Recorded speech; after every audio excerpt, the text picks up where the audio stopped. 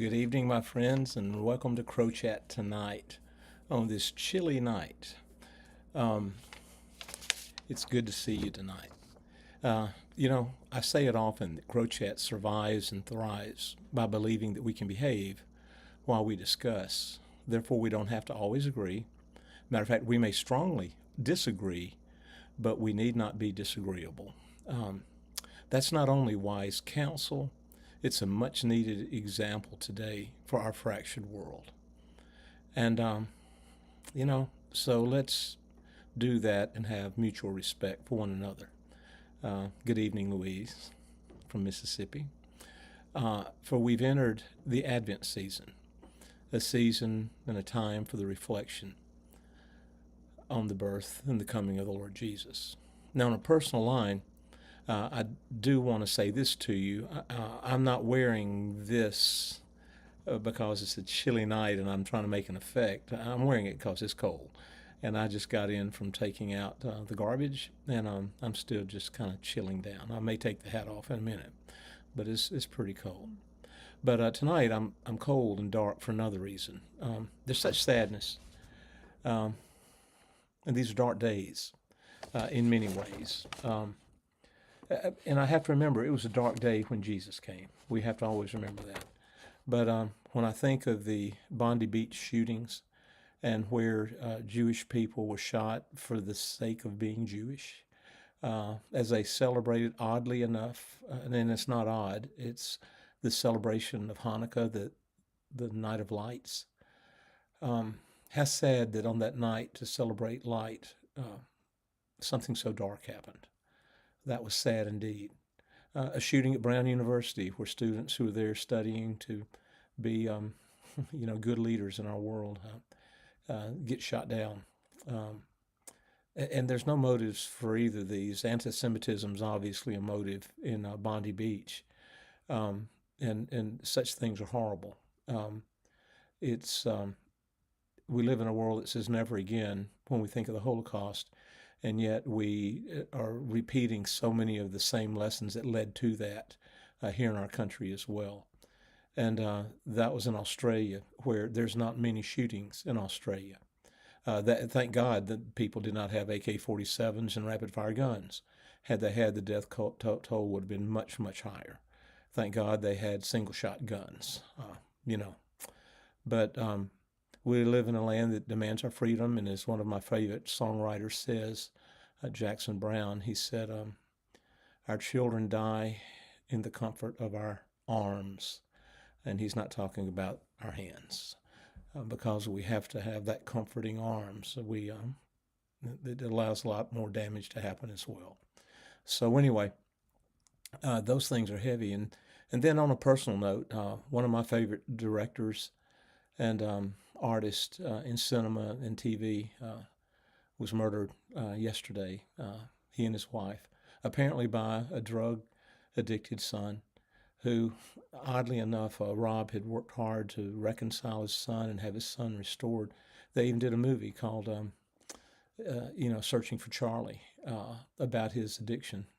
And something went horribly wrong. We don't know what it is, but it's tragic. And those are just heavy things.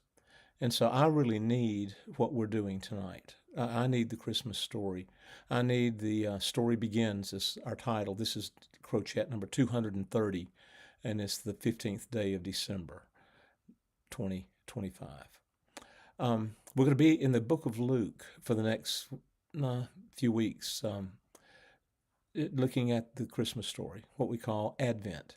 Advent is a word that means the coming, the appearance, and it's a word that we get adventure from. And let's enter into this adventure. And while I love the Gospel of John, it's my favorite if I had to have one gospel, Luke gives us a take that we really need. It's that take that helps you and me understand that that appeal that we have when he says, I want to verify it. I doubt it until if it's unverifiable, and I want to be able to prove it. In this day of AI, that's really important. I see more things that are written that look outlandish, and it realizes they are outlandish because they're made up. So we have to understand we live in that kind of world. But Luke wrote to appeal to that very thing, to say, I need a verifiable reality. By the time that Luke wrote, Luke was writing after the other Gospels had been written, I think, except for John. But he'd seen Matthew and Mark. But there was many other Gospels being written. And when I say Gospels, accounts being written about this Jesus phenomenon. And so we're going to look at the first few verses of Luke today. I'm going to read that right now, and then we're going to go back and pick up on a few phrases. Good to see you tonight, Brian Gates. Great to see you on this cold night. Luke 1 says this, since many have undertaken to compile a narrative. Now that lets you know there's a lot of these out there. And Luke says many people have done that, and I'm going to do something about it. And he says they've written a narrative about the things that have been accomplished among us. He says these are things we all saw happen. He says, just as those who from the beginning were eyewitnesses, and ministers of the word delivered them to us. And he's letting us know there was preaching going on. Ministers of the word would have been what the apostles did, what they were doing to share this message, this good news of Christ. So if some people were eyewitnesses to it, and others, and they shared in their way, but then some ministers of the word, and that means they were getting written word at that time. Mark was in extant. It was there. Matthew may have been extant at that point. And he says, they were ministers of the word, they delivered them to us, and it seemed good to me also, having followed all these things closely, that lets you know he's attentive, and for some time past, he'd been looking for a while, to write an orderly account to you, the excellent Theophilus. We'll go back on what that means in a moment. But he says, I wanted to write an orderly account so that you would be able to verify it. You'd be able to believe that it's true truth. It's not made up truth. It's true. So, and by the way, you can't make up truth. Truth is either truth or it's not. It says, so that, and I love what he says, he gives his motive, that you might have a reason, a certainty concerning the things that you have been taught. So Luke is writing a text, an orderly account, so they would have an understanding that this Jesus story is not just a story. And so let's get into that tonight, because we're going to look at what the text says, what the text means, and how it may apply to our lives. The text says, Luke's gospel begins, and it almost sounds academic when you're reading it. He mentions no angels. He mentions no shepherds. He mentions no manger scene. And those things are in Matthew. They're not in Mark. Mark doesn't deal with the virgin birth at all in the birth of Christ. He just starts with the ministry. So Luke is giving a needed understanding of the beginnings of Jesus as a human that Mark didn't do, and that he wants to let them know here's how it came. And Matthew, being written for Jewish people, had the Jewish genealogy. Well, Luke, being a Gentile, he didn't have all that good understanding of that because it hadn't been passed down to him. So he's writing to a Gentile audience as well, saying, here's how you can know this is true. And it's not just a Hebrew religion. This is a reality of a living Christ. So he gives this relaxed introduction, but it lets you know it's a very careful account. And he's a careful writer who pays great attention to detail. Luke was a doctor. We know that. He accompanied the Apostle Paul on his later mission trips, and he was with him in Rome near the end of his life, where Paul writes in 2 Timothy at the end of that letter, he says, only Luke is with me. And he's writing to Timothy. He says, Demas deserted me because he loved this present world. Timothy, please come as soon as you can. Yes. And then he says, bring John Mark with you. Bring Mark. He's useful to me. That's the one that he and Barnabas split over, back in Acts when they divided up over John Mark being the nephew of Barnabas. And Paul didn't want him to go because he had left him on the first trip. But now he's letting you know he's been restored. And Paul is wanting to reach out to him. He said, he's good for me. And then he says, and please bring my coat, bring the books, the coat because he was cold. The prison was cold and damp. Bring the books. That lets us know maybe he was a little bit bored. He wanted to do some reading. And then he says, especially bring the parchments, the scriptures, the papers, as it would be, the things we've been writing down. So Luke writes this, uh, and he writes to dear Theophilus. Now, Theophilus, that's unknown if it's a real person or not. The word theos is God. Philos is friend or lover of. So this friend of God, that may have been a term for every Christian. You're a friend of God. We don't know that. Abraham was called the friend of God. We're not sure about that title, but it could have very well been a person named Theophilus. And he may be a supporter of Luke's ministry. We don't know that, but he's probably a Gentile with that name, and it means friend of God. And he says many have started writing these stories down, and as a careful researcher, I want you to know I'm aware of these stories. And by the way, some of them are very spurious. I would say this, they emphasized the miraculous, and it was not the miracles we have in the scriptures, it was other things. One of them has Jesus, as a young boy, made clay birds and made them say, be alive, and the clay figures came alive, that type of thing. Jesus didn't need any help looking to be more miraculous. He didn't need help to try to authenticate who he was. So Luke, as a careful researcher, is writing to say, I've examined these things. Now, I'm not an eyewitness of the gospel accounts because I wasn't there when Jesus was alive, but it's something that I compiled through careful research.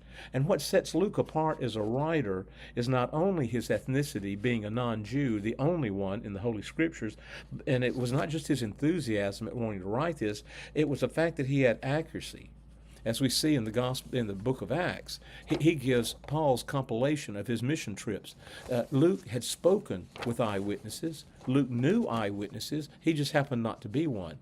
He examined their accounts, and he carefully traced this story that he could offer what he called, quote, an accurate account, that you might have a foundation for, quote, a certain faith. He wants his readers to know that at the outset, the gospel is based on historical facts, not myths, not speculation, not a private vision that an elite few got. He's saying this gospel, this good news of Christ, is something that actually happened. It happened in real life. The incarnation did not occur in a mythical town or a hidden corner of the Roman Empire, as Paul attested to King Agrippa in Acts 26 as he made his defense for his life. It took place in real towns that can still be found on a map. As a matter of fact, I've been to the Holy Land, what's called the Holy Land, to Israel, and I've seen the place where they said that Mary received the Annunciation in Cana of Galilee. I've been there, or in Nazareth, excuse me. I've been to the place where they say Jesus was born in Bethlehem. Matter of fact, that shrine there, that church that is over that place, is the oldest living church that's still in existence, Christian church in the world. It's an amazing thing. It's got a basilica built over it today, but you can see the little cavern that is there where they say that Jesus was born. But it took you can go see this on a map. It's not something. It happened among people that he interviewed during a reign that is verified in history books, Herod's reign. As a matter of fact, this is really important. What Luke was, he had that important place in history that always is needed, and it's called a journalist. He was a reporter. He brought real news. He was one who really gave the facts. And Luke wasn't writing from his own personal aspiration. He wasn't trying to bend things. He was reporting. He was a journalist. And, we live in a day where journalism has been under attack, which is sad. Journalists, as a matter of fact, it's the fourth estate. It's that keeps power in check. Journalists are supposed to ask the hard questions and bring the truth to the point, and to be able to say the people have a right to know. So Luke is doing that. He's doing that thing. So this incarnation happens, and Luke opens with openness and inviting the reader. It's almost like Luke is saying, come on in, check it out, examine it, and you'll find out this really happened. Because honestly, I think Luke knew one thing. When you read about Jesus, you're drawn to Jesus. That's beautiful. So that's what the text says. Now, what does the text mean? His gospel begins with simple language. Now, Luke didn't write in simple Greek. He wrote very high-level Greek. But it had an essential message that is simple. God's work in the world can be known. It's not mystical, it's not mythical, it's not out there somewhere. It can be known in this world. It's not a blind faith story. It's good theology. Adequate Christian theology conveys a faith that is built on real events with real people that happened in real time in real places. The divine did not speak in mystical code or behind some curtain. The divine went public. Yes, that's critical for us to understand. It's verifiable to real people with real names who didn't travel solo. It's not like one person said, "Well, I saw it, nobody else did." No, there were shepherds. There were people who met Jesus in the temple. That was more than one. It was Simeon and it was Anna that was serving there. Jesus appeared at 12 before the Sanhedrin, a group of people. There's no doubt that Jesus is real. And Luke is saying, I'm going to give you an accurate telling of his life in his gospel account. These people, God appears to them with genealogies that we can trace and events that were observed, heard, and experienced by ordinary, real people. You didn't have to be a king to get it. Matter of fact, that'd get in your way. These events were transformative, but they were also communicable with timestamps. You can check it out. They have dates to it, eyewitness accounts. He says the things that have been accomplished among us, that's significant because that's telling us that this transformative experience is real and factual, not just imagined. His story is not only factual, it's orderly. Luke designed his account not as a collection of unrelated events. He's driving a narrative. You can see it as he does it. It's coherent and it's reasonable. Luke's faith is not logical like A plus B equals C because you don't formula God. But it is a reasonable faith. It makes sense. We've got this many eyewitnesses. Matter of fact, Luke says in the Gospel of Acts, he said after Jesus' resurrection, not only did the disciples see him, the apostles, he said 500 people saw him before he was ascended. And I mean, those are numbers that he was not inflating. Those were real numbers. He saw that, and people saw him be ascended. And he writes in Acts, he said, this same Jesus, the angel said, this same Jesus you saw ascend from you in a human body will return in that body one day. Yes, to set the kingdom of heaven up here in the new heavens and new earth. So Luke wrote about facts. Luke wrote things that could be verified, and he was orderly in it, and he also wrote things that are trustworthy. Because Luke declares he wasn't an eyewitness. Some people may go like, well, why should we believe him? He didn't even see it. If he didn't see it, is that a weakness? No. What it means is he's a careful historian. He gathered various accounts. He did his research. He listened to stories. He interviewed eyewitnesses. He wrote his findings. Luke did what we do today. He trusted credible accounts and sources, just like we do with history books. Good journalism. Reporting, what we do with medical reports. What we know about our country. None of us are eyewitnesses to the start of the country. It's been transmitted through reliable witnesses. Now, some people write histories that are not real, and we need to understand that's called fiction. And it may have a purpose behind it, but this is not a fiction. You verify your work, and you trust the true. And so we have confidence as well in the other sacred scriptures. This same God, the God, the great divine, who entered human history, he could not only enter history, he could also enter Luke's mind and heart to inspire his thinking. I think the Holy Spirit guided him, not by dictation, but by reflection and illumination as the Spirit shaped Luke's memory, his research, his sources, his writing. So what he produced was accurate, trustworthy, true, and able to be told. We may rely on Luke's reasoning. His gospel was being Spirit-guided, and his testimony was not secondhand trivia. Luke's gospel is worthy of our trust as being factual, accurate, and inspired. And it is. As you read it, you're like, wow, great writing. Now, we've looked at what the text says, and we've looked at what it means. But now let's close this tonight by seeing how it might apply to our lives. You see, the purpose of Advent is not to just say, joy to the world, the Lord has come. It's not enough to say chestnuts warming, roasting by an open fire. No.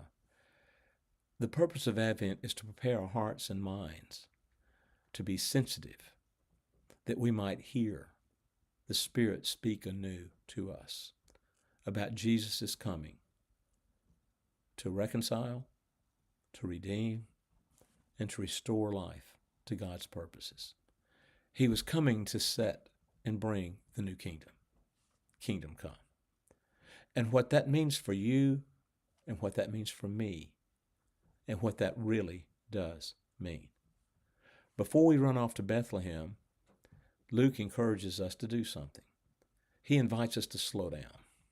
He doesn't start off saying, angels, shepherd. He didn't do that. It's quiet. He said, I compiled all this. And it kind of puts a restfulness into it. And he says, pace yourself so that you not only read the story, but take time to think about it. Take time to ponder it. This is glory, and it's wrapped in simplicity. Put yourself in the story, and remember that Jesus and his kingdom mission and message comes from a starting point of authenticity and reliability of truth that we can study, examine, believe, and trust, and build our lives upon.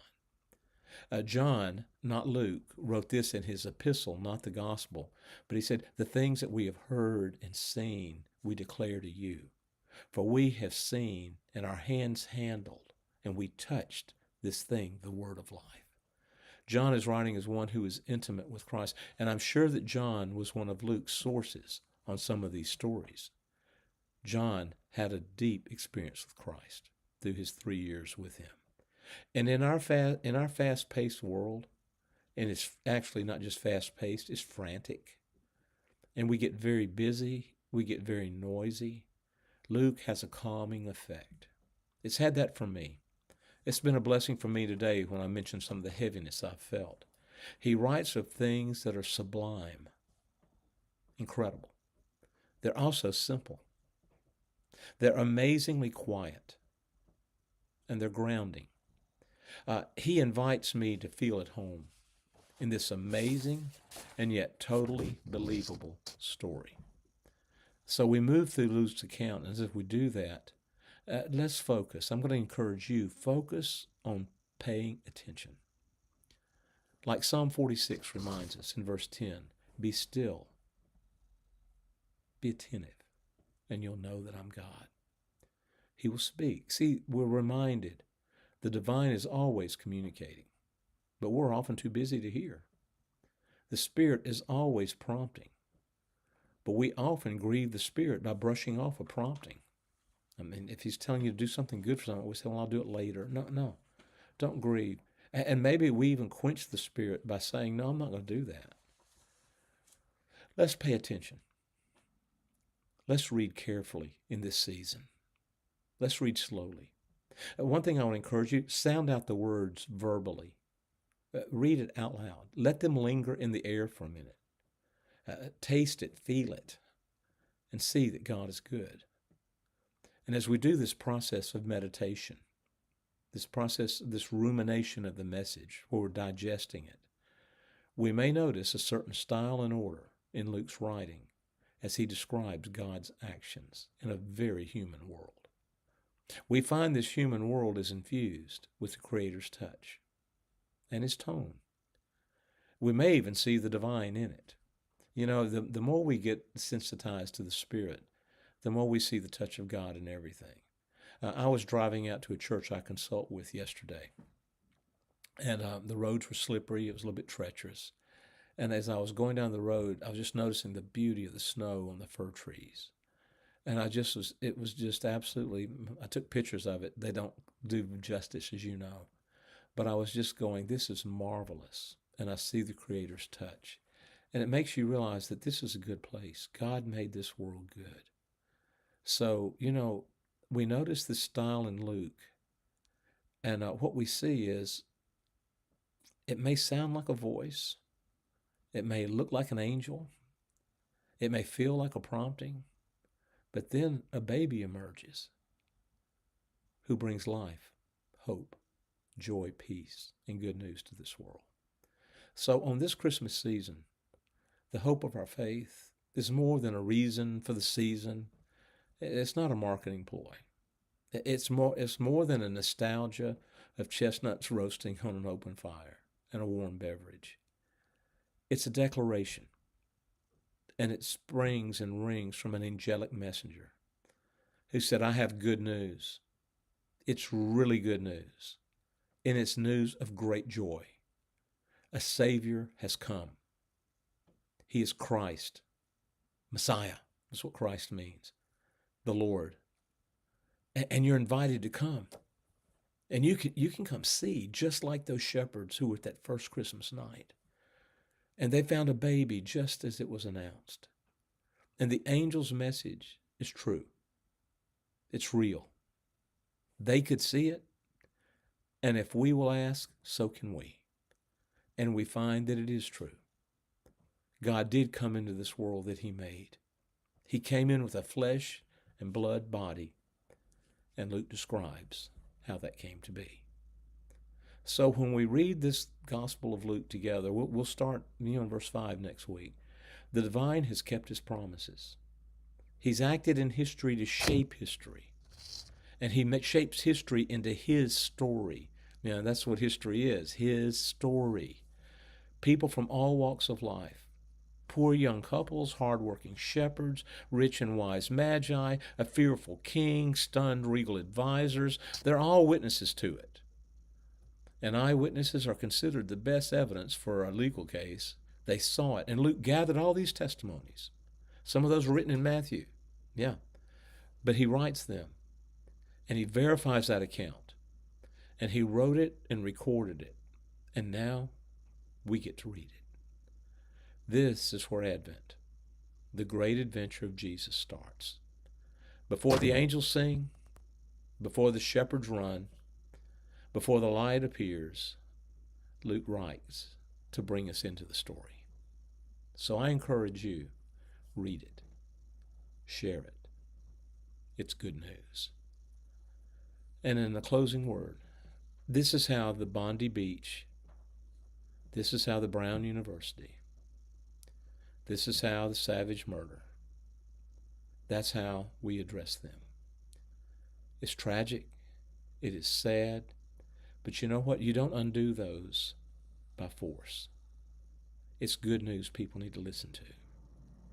And if people really heard the good news of this Savior, we wouldn't pull guns on people. And we wouldn't snuff out life like it's worthless. And we wouldn't hate ethnicities. We wouldn't think that we're the only ones that are right. We would learn to understand there is a kingdom. It's bigger than this world. It will last forever, and this world will not. And we will see that Jesus is Lord of it. And as John said, we can see the light has shone in the darkness. And the darkness resisted the light, but could not overcome it. That's how Jesus wants to change the world, by letting his light shine. And that's what he's told us to do. He said, I am the light of the world, but you are the light of the world. And let your light shine. So find this story, get it for yourself, and share it with somebody else who needs a good story like this one. Let the story begin. And let it begin in me. But don't let it stay there. Let me share it with others. On this cool night in Ellicott City, Maryland, a cold night, I give you warm greetings of great joy. Jesus is come. May God bless you, and until we meet again, remember God is always good. Always. God bless.